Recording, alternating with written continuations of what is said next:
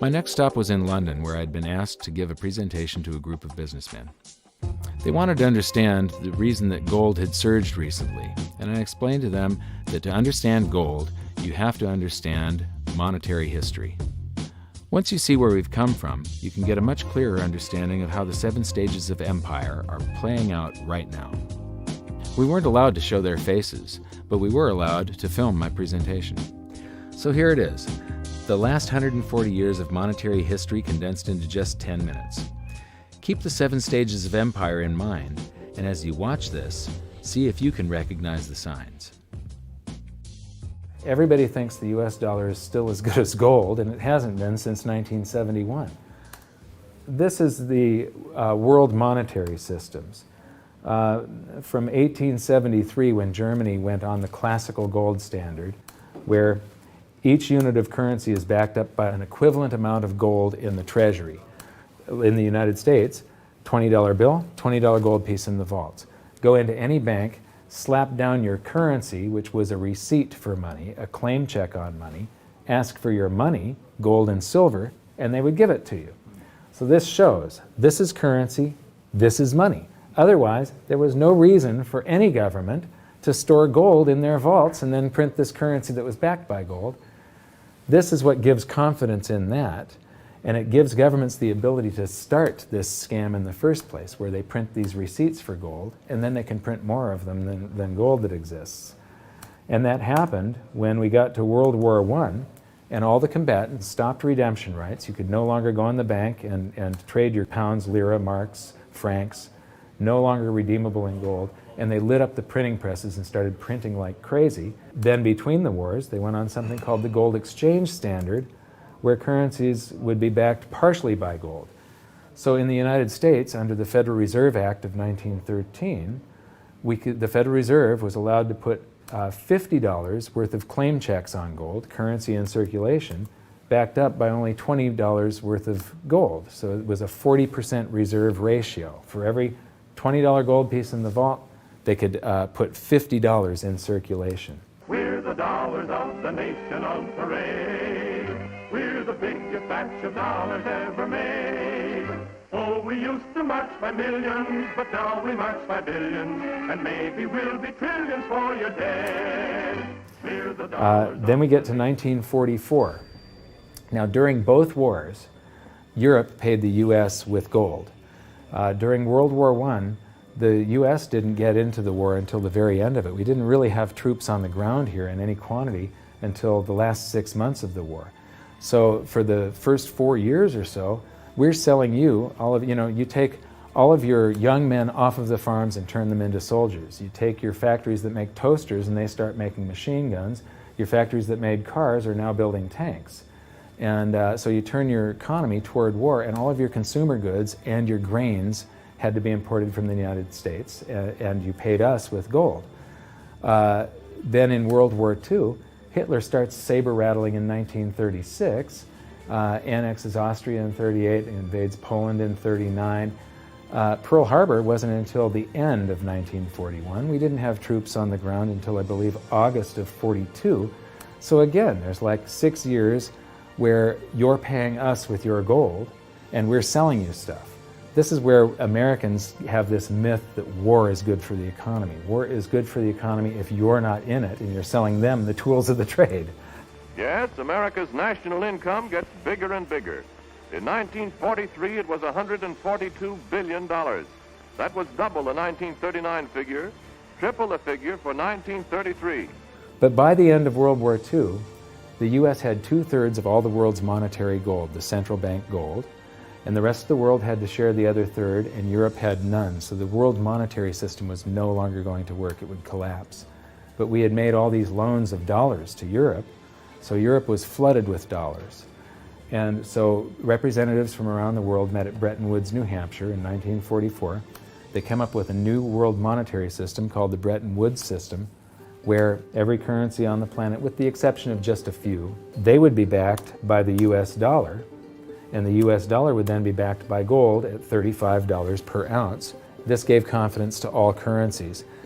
So this gave the world stability, and it pegged all the world's currencies to each other through the dollar to gold, So there was no such thing as the Forex. Currencies didn't float. The exchange rates were fixed year after year, and this helped to make world trade boom. Then the dollar standard starts because we kept on printing dollars. Under the Bretton Woods system, there was no reserve ratio established where the US actually had to have a certain amount of gold for how many dollars we created. So we had done a bunch of deficit spending for Korea, for Vietnam, for Johnson's Great Society, and expanded the currency supply, the amount of paper dollars in circulation, and exported them all over the world. And then in the 60s, Charles de Gaulle, president of France, realizes that we don't have the gold to back up the dollars.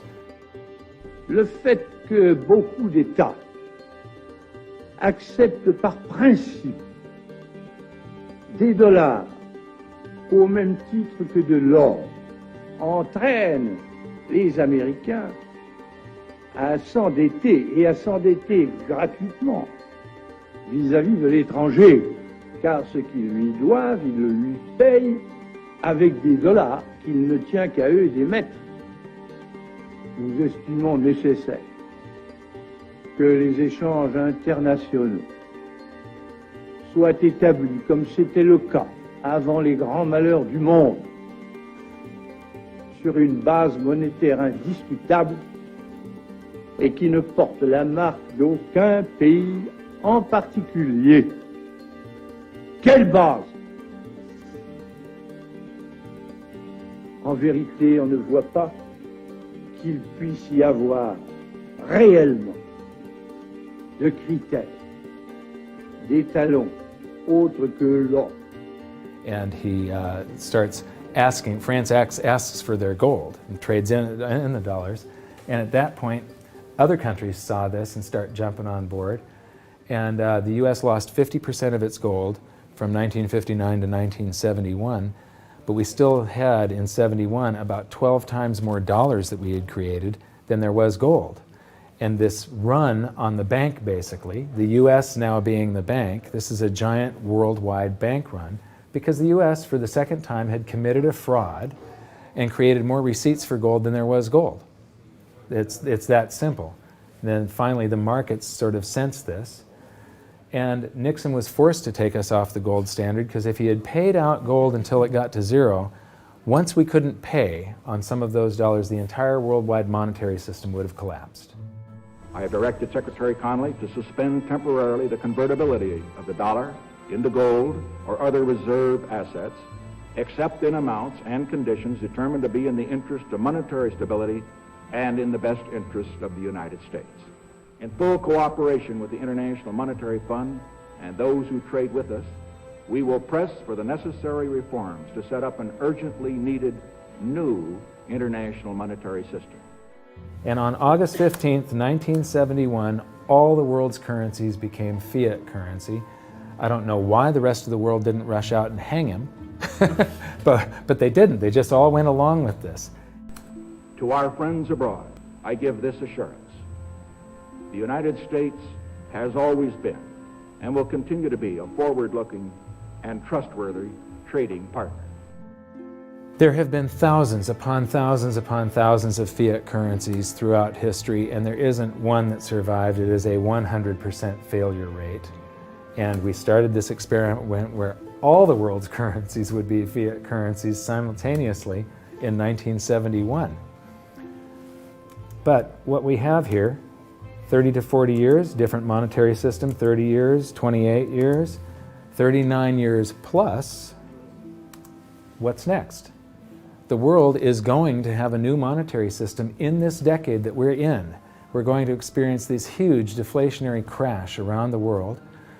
The world will probably end up on some sort of new monetary system, probably after governments try and print their way out of this and cause hyperinflations of all the currencies, and people will just lose confidence in currency. And what do they always go back to throughout history? Time after time, for the last 5,000 years actually, they always go back to gold and silver. In a world of floating currencies, and that's what all national currencies are today, they bob up and down relative to each other, but they're all sinking relative to gold. That includes the dollar as well as the euro and the British pound and all the others.